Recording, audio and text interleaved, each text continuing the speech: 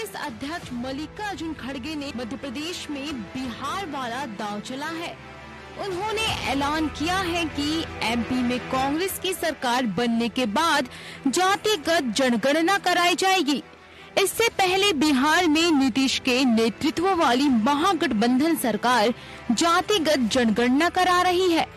मल्लिकार्जुन खड़गे एमपी के सागर में जनसभा करने पहुंचे। इस दौरान उनके साथ पूर्व सीएम कमलनाथ भी मौजूद रहे। खड़गे ने तमाम बड़े ऐलान किए। उन्होंने एमपी में जातिगत जनगणना के अलावा सागर में संत रविदास जी के नाम से विश्वविद्यालय खोलने की भी घोषणा की। मेरी पार्टी की सरकार यहाँ बनी तो पहला ये होगा, उनके नाम से एक विश्वविद्यालय यहाँ पर खोला जाएगा कि संत रविदास के नाम से यहाँ विश्वविद्यालय खोला जाएगा। खड़गे ने कहा कि मध्य प्रदेश में कांग्रेस की सरकार बनते ही सागर में संत रविदास जी के नाम से विश्वविद्यालय खोला जाएगा। उन्होंने कहा कि राज्य में कांग्रेस सरकार आते ही जातिगत जनगणना कराई जाएगी। उन्होंने कहा कि जातिगत जनगणना से पता चलेगा कि कौन से तबके कितने लोग गरीब हैं, कितने पिछड़े हैं, कितनों की जमीन नहीं है, कितने अशिक्षित हैं। ये सब बाहर आ जाएगा। भ्रष्टाचार के बारे में तो बोले, वहां पर तो कर्नाटक में 40% थी। देखो, हम तो 40% को हटा दिए। अब कमलनाथ जी, आप 50% वालों को धक्का देना है, हटाना है। और सभी लोग आप बोलेंगे भाई वो कमलनाथ जी को ही बोले, खड़गे साहब हमारे को नहीं बोले बोलेंगे। तो आपको ही बोल रहा हूं, आपकी शक्ति उनके पीछे रहना चाहिए या साथ में रहना चाहिए। इधर मध्य प्रदेश भाजपा के अध्यक्ष वीडी शर्मा ने कांग्रेस के राष्ट्रीय अध्यक्ष मल्लिकार्जुन खड़गे पर हमला बोला। शर्मा ने पत्रकारों से बातचीत में कहा कि मध्य प्रदेश में अल्पसंख्यक भाइयों ने दलितों को मल दिखाया था, तब आपका कोई नेता नहीं बोला। शर्मा ने कहा कि कमलनाथ का मध्य प्रदेश से कोई संबंध नहीं है, प्रदेश की गरीब जनता को लूटा है, इस वजह से इस तरह की भाषा का उपयोग कर रहे हैं। वे तो मध्य प्रदेश की जनता को लूटकर उद्योगपति बने हैं। कि आपके नेता जो आपके साथ बैठे हुए हैं, उनसे आप पूछिए कि जब दलित व्यक्ति को, जब कोई अल्पसंख्यक समुदाय का व्यक्ति उसे बिस्टा खिलाता है, तब आपके नेताओं की बोलती क्यों बंद हो जाती है? इसी मध्य प्रदेश के अंदर अल्पसंख्यक अपराधियों ने एक दलित समाज के भाई को बिस्टा खिलाई, तब न कमलनाथ बोले, न दिग्विजय सिंह बोले, न आपकी पार्टी की कोई आवाज निकली। तो दोहरा चरित्र मध्य प्रदेश के अंदर कांग्रेस की सरकार का है। ये जो आपके बीच बैठे, इनसे जरा पूछिए। मध्य प्रदेश की बुंदेलखंड के 29 सीटों पर 2018 के विधानसभा चुनाव में बीजेपी को कांग्रेस ने कड़ी टक्कर दी थी। इस बार भी मुकाबला कांटे का होगा, क्योंकि दावेदार कई है। मोदी के बाद खड़गे ने बुंदेलखंड से चुनावी हुंकार भरी है। Bureau report, TV 24 news. नमस्कार, मैं हूं मोहन तिवारी। डिबेट लाइव बड़ी बहस मध्य प्रदेश में आपका स्वागत है। और आज की मध्य प्रदेश की बड़ी बहस है मल्लिकार्जुन खड़गे का दौरा। जी हां, कांग्रेस ने अपने चुनावी अभियान को तेज किया हुआ है, और ऐसे में जब राष्ट्रीय अध्यक्ष आते हैं तो उनके द्वारा जो कोशिशें होती है वो न केवल कार्यकर्ताओं को के मनोबल को बढ़ाने वाली होती है, बल्कि एक मैसेज देने की जनता को कोशिश होती है कि क्या कांग्रेस मैसेज देना चाहती है, कांग्रेस का जो आधार है वो क्या है, वो किस दिशा में आगे बढ़ेगी। तो मल्लिकार्जुन खड़गे ने जो शंखनाद किया है सागर से, उसके क्या मायने हैं, उसका कितना असर है, किस तरीके का उसका फायदा होगा, नुकसान होगा, इस सब बातों पर आज हम चर्चा करेंगे। मिल लेते उन मेहमानों से जो इस चर्चा में हमारे साथ रहेंगे। हम बहुत स्वागत करेंगे, हमारे साथ जुड़ रही हैं कांग्रेस की प्रवक्ता फराह खान जी, आपका बहुत बहुत स्वागत है। हमारे साथ भाजपा की प्रवक्ता जुड़ रही है मंजरी जैन जी, आपका भी बहुत बहुत स्वागत है। और डॉक्टर भूपेंद्र जी जुड़ रहे हैं, जो कि राजनीतिक विश्लेषक के रूप में हमारे बीच राय रखेंगे, उनका भी बहुत बहुत स्वागत है। तीनों मेहमानों का स्वागत है। और जैसा कि हमने बताया कि खड़गे जी की यात्रा इस दौरे और उनके द्वारा कही गई बातों का विश्लेषण आज की इस डिबेट में हम करेंगे। तो एक एक करके शुरुआत करते हैं। सबसे पहले हम रुख करता हूं मैं कांग्रेस की प्रवक्ता फराह खान जी की ओर और उनसे समझने की कोशिश करता हूं कि यहाँ बिहार का कार्ड भी खड़गे जी ने खेला, जो रैदास जी हैं उनके विश्वविद्यालय के नामकरण की भी बात कही, भ्रष्टाचार की भी बात कही। तो क्या माने हम यहाँ पर वही सारी चीजें देखेंगे कि जातिगत समीकरणों को साधते हुए भ्रष्टाचार के मुद्दे पर सवार है कांग्रेस। फराह जी, देखिए, भारतीय कांग्रेस के जो अध्यक्ष मल्लिकार्जुन खड़गे जी ने आज जो बात कही जातिगत जनगणना की, उस पर आप बिहार में जिस तरह से किया गया, मैं ये कहना चाहूंगी कि जातिगत जनगणना जब होगी तो उससे ये पता चलेगा कि कितने ओबीसी वर्ग, कितने पिछड़ा वर्ग हैं जिनको उनके जो मूलभूत अधिकार हैं वो नहीं मिल पाते हैं। जातिगत जनगणना इसलिए जरूरी है ताकि जो पिछड़े लोग हैं, जो दलित लोग हैं, जो पीछे रह जाते हैं, जिनको पूछा ही नहीं जाता है, उनको उनके मूलभूत अधिकार मिल सके। इसके अलावा भ्रष्टाचार का मुद्दा हम लोग शुरू से ही लेकर चल रहे हैं। 50% से लेकर 80% तक का कमीशन मध्य प्रदेश में चल रहा है। इस बात को हम लोग पहले से ही बोलते आ रहे हैं और अभी हाल ही में कमलनाथ जी ने 255 घोटाले इनके उजागर किए हैं। मैं पूछना चाहती हूँ भारतीय जनता पार्टी से कि कमलनाथ जी ने जब 255 घोटाले उजागर किए और उन्होंने पूरी मीडिया के सामने किया, उन्होंने ये भी बोला कि अब अगर आप में दम है तो मेरे ऊपर एफआईआर कराइए। एक ऐसा ही एक मामला थोड़े दिन पहले सामने आया था कि एक किसी व्यक्ति ने, वो जो ठेकेदार था, उसने लेटर लिखा हुआ था 50% कमीशन मुझसे मांगा जाता है। ये मामला बहुत तूल पकड़ा था। तूल इस तरह पकड़ा था कि जब प्रियंका गांधी ने उस लेटर को लेकर ट्वीट किया तो इन्होंने फौरन उनके ऊपर आनन फानन में 41 एफआईआर करा दी गई और उस एफआईआर में कहीं पर ज्ञानेंद्र तिवारी लिखा हुआ है, कहीं एफआईआर में ज्ञानेंद्र अवस्थी लिखा गया है। इतनी जल्दबाजी में ये थे कि इन्होंने पूरी पड़ताल तक नहीं की कि वो शख्स था कौन। क्यों किया? इसलिए किया कि इनको मालूम था कि उस व्यक्ति तक ये। ठीक है, फराह जी से जुड़ने की कोशिश करते हैं, लेकिन फराह जी की ओर से जी बोलिए। इस पर कार्रवाई नहीं की, कमलनाथ जी के ऊपर क्यों एफआईआर नहीं की? इसलिए नहीं की क्योंकि उनको मालूम है कि अगर ये कमलनाथ जी पर एफआईआर करते हैं तो ये उल्टे फंसेंगे, क्योंकि इनके जो घोटाले, जो भी आरोप लगाए हैं, ये सारे सत्य हैं। तो इनकी हिम्मत नहीं है कि उनके खिलाफ ये कार्रवाई करेंगे तो ये उल्टा फंसेंगे। ठीक है, फराह जी ने काफी विस्तार से बातें रख दी हैं। जातिगत जो समीकरण की बात है, जनगणना की बात है, वो तो एक तरफ है, लेकिन मूल रूप से कांग्रेस भ्रष्टाचार पर केंद्रित रहना चाहती है। कर्नाटक की तरीके से यहाँ मुद्दा बनाने की कोशिश की जा रही है। मंजरी जैन जी हमारे साथ हैं। मंजरी जी, आप देख रही हैं कर्नाटक में कैसे मुक्की खानी पड़ी है बीजेपी को। फूक कर कदम जरूर बीजेपी रख रही है, लेकिन कार्यकाल हो चुका है, अब चुनाव है सामने। ये जब मुद्दे बन रहे हैं, कांग्रेस की ओर से खड़गे जी आ रहे हैं, आरोप लगा रहे हैं, कैसे देखती हैं इसका? बीजेपी के पास क्या काट है? देखिए, बीजेपी को कुछ काट करने की जरूरत इसलिए नहीं कि कांग्रेस का चाल, चरित्र, चेहरा जनता अच्छी तरीके से जानती है, क्योंकि इनका कोई अता पता नहीं होता, जनता के मुद्दों से इनका कोई सरोकार नहीं होता है।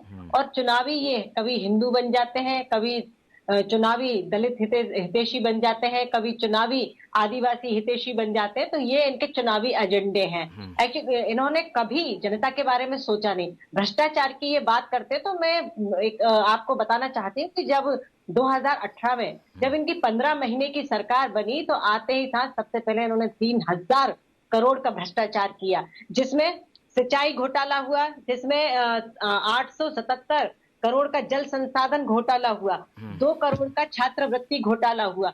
ऐसे बहुत सारे घोटाले हैं, जिसमें से एक घोटाला तो ऐसा है जो कमलनाथ जी के क्षेत्र से ही आता है, जिसमें उन्होंने जो जल सिंचाई का जो एक कॉम्प्लेक्स बना रहे थे, उसमें ठेकेदार को 20 दिन पहले वर्क ऑर्डर जारी हुए और 20 दिन बाद ही उसे 450 करोड़ रुपए का भुगतान कर दिया गया।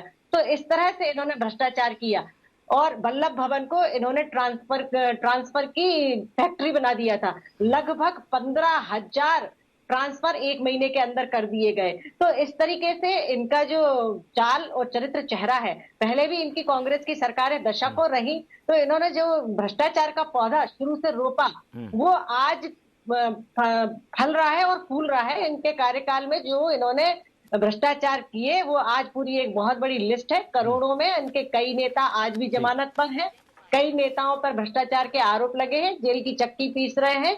तो ये इनका चाल चरित्र चेहरा है। अब ये चुनाव आते ही इनके नेता जो हैं कभी चुनावी हिंदू बनते हैं और फिर इनका जो दोहरा चरित्र है, लटेरी में, विदिशा जिले के लटेरी में ही इनके कांग्रेस के वरिष्ठ नेता जो राज्यपाल रहे वो ये कहते हैं कि ये कभी गंगा मैया की आरती करते हैं, कभी नर्मदा मैया की जय करते हैं, और ये इस तरीके का इनका दोहरा चरित्र है जो इनको मूल, और वो ये भी कहते हैं कि कांग्रेस को अपने मूल स्वरूप में आना चाहिए। तो इनका जो मूल स्वरूप है वो है तुष्टीकरण का मूल स्वरूप है, जो आज तक ये करते आए हैं। इन्हें जनता के जन कल्याण से कुछ लेना देना नहीं है। भारतीय जनता पार्टी की सरकार ने हर जाति पर, हर वर्ग के लिए योजनाएं बनाई है, हर वर्ग के लिए काम किया है, विकास का कार्य किया है। मंजरी जी का जवाब आ गया, ठीक है। की हालत देख लीजिए। बिल्कुल, मंजरी जी ने काफी विस्तार से बातें रख दी है, लेकिन हम जानना चाह रहे हैं कि जो मुद्दों की जमावट है उसमें कहाँ क्या चीजें जो है वो सेट हो पा रही हैं। हमारे साथ राजनीतिक विश्लेषक डॉक्टर भूपेंद्र जी हैं। भूपेंद्र जी,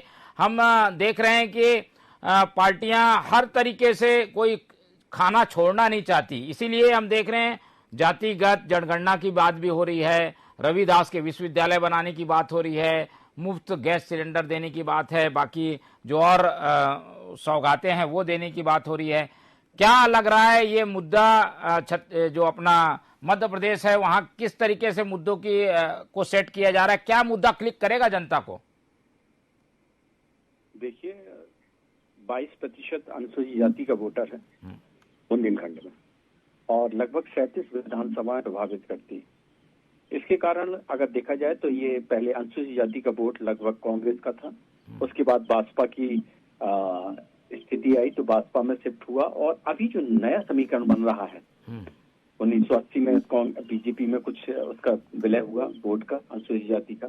लेकिन जैसे ही नए समीकरण जैसे ही आया कि मुसलमान और दलित का जो पैक्ट AIM या आप ने अपनी तरफ खींचा है, तो उससे ये पार्टियां थोड़ा सा भयभीत हों। इसके कारण तो अभी 12 तारीख को प्रधानमंत्री नरेंद्र मोदी सागर में आए और उन्होंने वहां पे सद्भावना के तौर पे समरसता के मूलक में उनके 100 करोड़ रुपए उनके मंदिर के लिए दिए, और इन्होंने उसी के तर्ज पे एक विश्वविद्यालय की स्थापना की घोषणा की है। लेकिन अब प्रश्न ये उठता है कि ये जो मूलतः वोट है वो किस तरह से इसकी तरह से ध्रुवीकरण होता है कि नहीं होता है।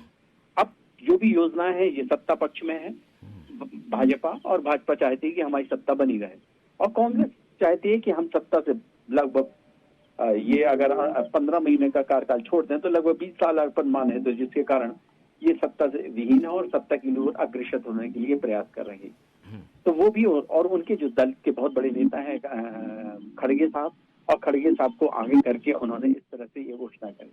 अब नूरा कश्ती इस तो मची हुई है कि इन दोनों के बीच में अब ये उम्मीदवारों को किस तरह से अपने सेट करते हैं, और ये जो जातिगत वोट है और जो जातिगत गणना करना है, ये तो बहुत दूर की पौड़ी फेंकी गई है कि जातिगत गणना के हिसाब से उनका कहना है कि जिस जाति के लोग ज्यादा हों उनको मूलभूत सुविधाएं और समावेशी चीज देनी चाहिए। अब उसका मायने और उसकी गणना, जनगणना, ये एक राजनीतिक सगुफा है, और ये उन्होंने अपनी घोषणा में भी कल आज स्टेटमेंट में भी कहा कि हमने बिहार में जातिगत गणना शुरू कर दी है और यहाँ पे भी हम जातिगत कोर्ट के रोक है, ठीक ठीक, क्योंकि ओबीसी का वोट सबसे ज्यादा है और ओबीसी में बहुत सी जातियां हैं जिनके कारण ओबीसी एक महासंघ बन रहा है, और जिनके कारण वो जो 52% आबादी है, इसी तरह से ये 22% वोटर है, और जो 37 विधानसभाओं में फैक्ट करा लेगा। तो ये निश्चित रूप से ये दोनों पार्टियां चाह रही हैं कि अनुसूचित जाति का वोट हमारे में शिफ्ट हो और हमारा वोट का ये प्रभाव पड़े, और विधानसभा में लगभग 35% से 44% तक जीत हो जाती है किसी भी कंस्टिट्यूंसी में, और ये तो एक सेमीफाइनल है विधानसभा, लोकसभा तो फाइनल कहलाएगा। तो इसलिए ये जो इसका मेकअप जो तैयार करेगा तो फाइनल की भूमिका ये दोनों पार्टियां अपनी तैयार कर रही हैं, जिसके कारण वो आगे की केंद्र की सरकार की घोषणा अपने हिसाब से कर सकेंगे कि केंद्र सरकार किस तरह से। ठीक है, फराजी की मैं रुक करता हूँ। फराजी, मध्य प्रदेश जो है वो ऐसा प्रदेश है जहां जाति के आधार पर कोई बड़ा फैसला नहीं होता, या जाति वोट को देखते हुए लीडरशिप या उसके संबंध में ज्यादा बात नहीं होती, लेकिन इस बार कांग्रेस वो दांव चल रही है। हम देख रहे हैं कि जातिगत जनगणना की बात हो रही है, वहां पे रविदास जी के विश्वविद्यालय बनाने की बात हो रही है। जाति मध्य प्रदेश में उतनी ज्यादा नहीं चलती, लेकिन आप लोग उसका अब समझ रहे हैं कि वो चलने वाली है क्या, इसीलिए कांग्रेस ये सारी बातें कर रही है? देखिए, मैंने पहले भी कहा था कि ये सारी बातें इसलिए की गई हैं ताकि जो पिछड़े लोग हैं उनको उनके जो अधिकार है उससे वो वंचित ना रहे, सारे अधिकार उनको मिल सकें।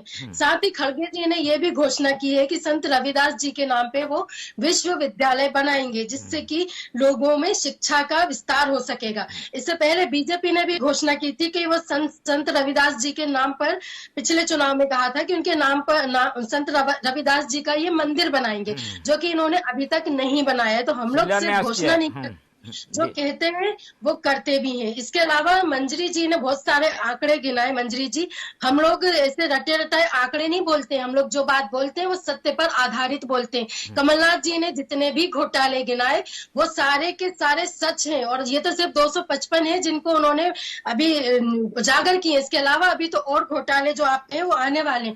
हाल ही में आयुष्मान घोटाला, इतना बड़ा घोटाला जिसमें कि इनके लोग मुर्दों तक के पैसे डकार गए, मुर्दों तक को नहीं छोड़ा, मुर्दों के नाम पर जनता का पैसा ये डकार गए। तो ये बात करते हैं कि कांग्रेस की बात करते हैं, कांग्रेस की बराबरी ये किसी जन्म में नहीं कर सकते हैं। इनको सिर्फ, और हिंदुत्व की बात करते हैं, ये धर्म की बात करते हैं कि ये चुनावी हिंदू हो जाते हैं। आपके लोगों ने, आपकी पार्टी ने क्या रजिस्ट्री करा रखी है हिंदुत्व की, क्या ठेका लेकर रखा है? हमारे जो नेता है, अगर कोई मंदिर चले जाए, कोई पूजा कर ले, तो इनके पेट में ऐसा दर्द होता है मानो किसी ने इनको जुलाब दे दिया हो। ये क्यों, इसलिए क्यों तकलीफ होती है आपको? हमारे नेता अगर हिंदू हैं तो वो पूजा ही करेंगे ना, तो आपके नेता करते हैं तो सब ठीक, हमारे नेता करें तो आप लोगों के लिए चुनावी हिंदू हो जाते हैं। ठीक है, चलिए जैन जी, मंजरी जी जवाब दे दीजिए। ये इस तरह के आरोप कई बार लगते हैं कि भाई आप लोगों की क्यों बपोती रहे, धर्म और उससे जुड़ी हुई चीजें, उससे जुड़ी हुई घोषणाएं सभी पार्टी का अधिकार है, वो अपनी सरकार में करेंगे, आप लोग अपनी सरकार में करना। जी मोहन जी, मैं आपको बताना चाहती हूँ कि हमें कोई किस धर्म का पालन करता है या नहीं करता है, या पूजा करता है या नहीं करता, हमें इससे कोई सरोकार नहीं है। ये उनका अपना अपना संविधान ने उनको अपना अधिकार दिया, उनका अधिकार है। बात ये है कि आप जब चुनाव आते हैं तब आप इस तरीके के आयोजन क्यों करते हैं? वैसे आप राम के अस्तित्व पर सवाल उठाते हैं, वैसे आप राम सेतु के अस्तित्व पर सवाल उठाते हैं, वैसे आप हिंदू धर्म को आतंकवादी कहते हैं, भगवा आतंकवादी कहते हैं, बजरंग दल को आप गुंडों का दल कहते हैं, और जाकिर नाइक को शांति का दूत कहते हैं। तो ये जो धर्म कोई धर्म नहीं होता, हिंदू धर्म कोई धर्म नहीं होता।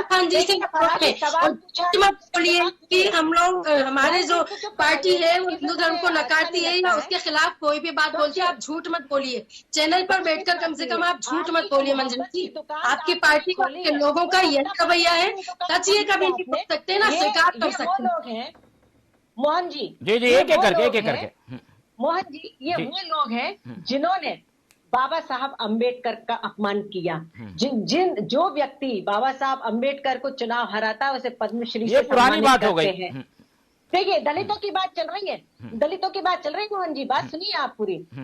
ये बाबा साहब अंबेडकर जी को भारत रत्न नहीं देते हैं, इंदिरा गांधी जी को भारत रत्न दिया जाता है उनकी पार्टी के द्वारा, खुद को नेहरू जी को भारत रत्न दे दिया जाता है। चलिए मुद्दे पे आइए। सागर में खड़गे जी आ चुके हैं। खड़गे जी जो बात कह रहे हैं, जो सौगातें बता रहे हैं, उसका क्या इम्पैक्ट पड़ेगा?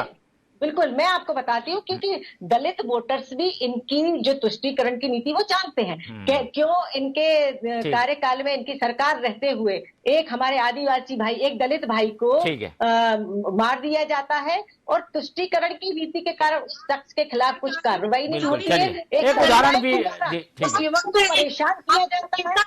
फराजी चलिए, फराजी ऐसे उदाहरण आप लोगों के, ये इनका चांद और चेहरा है। चलिए सवाल जवाब दे रही है फराजी। मंजरी जी शांत हो जाइए, ठीक है, जवाब दे दीजिए फराजी। ये आरोप लगता है आप लोग तुष्टीकरण करते हैं, बाकी समय बोलते नहीं है, जब इनके समय बात आती है तो बोलते हैं। जी,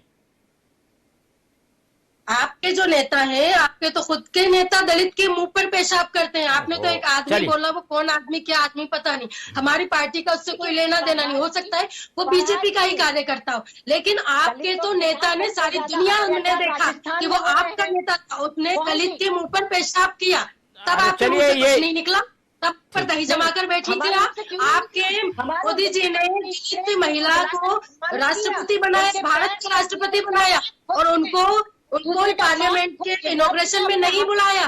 ये आपके दलितों का सम्मान है, उनको इनवाइट तक नहीं किया, जबकि उसका इनॉग्रेशन उनके ही हाथों से होना चाहिए था, लेकिन आपने तो उसको इनवाइट तक नहीं किया। चलिए एक टिप्पणी हम इन आरोप प्रत्यारोप में नहीं पढ़ते हुए एक टिप्पणी ले लेते भूपेंद्र जी की। भूपेंद्र जी, आप क्या देखते हैं सागर उस क्षेत्र में दोनों ही पार्टियों की सक्रियता, सौगातों की बौछार, वादों की लंबी चौड़ी लिस्ट, क्या देखते हैं, असर कैसा होगा?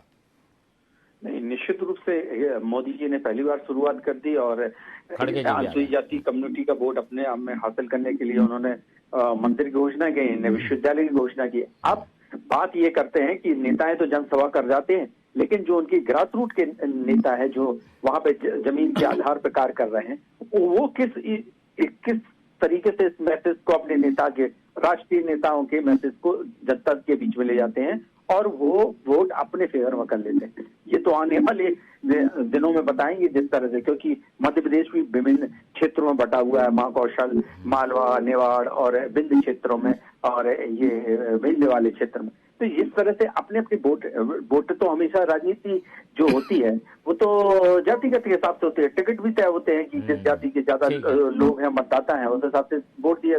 तो राजनीति को जाति से तो अलग किया ही नहीं जा सकता, ये तो मूलभूत सिद्धांत है इस चीज का।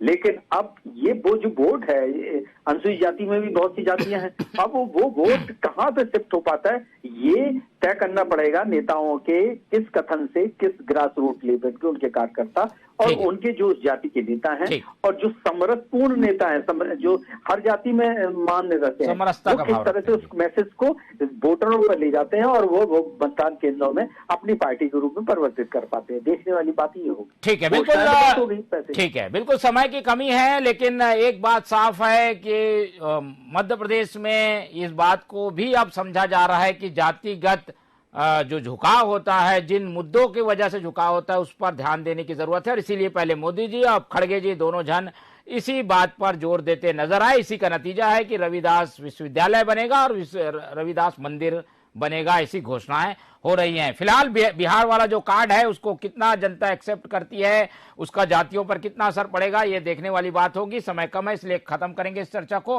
हमारे साथ फरा जी जुड़े, उनका बहुत बहुत धन्यवाद। मंजरी जैन जी थी, उनका धन्यवाद। और भूपेंद्र जी हमारे साथ जुड़े, अपनी राय उन्होंने रखी, उनका भी बहुत बहुत धन्यवाद।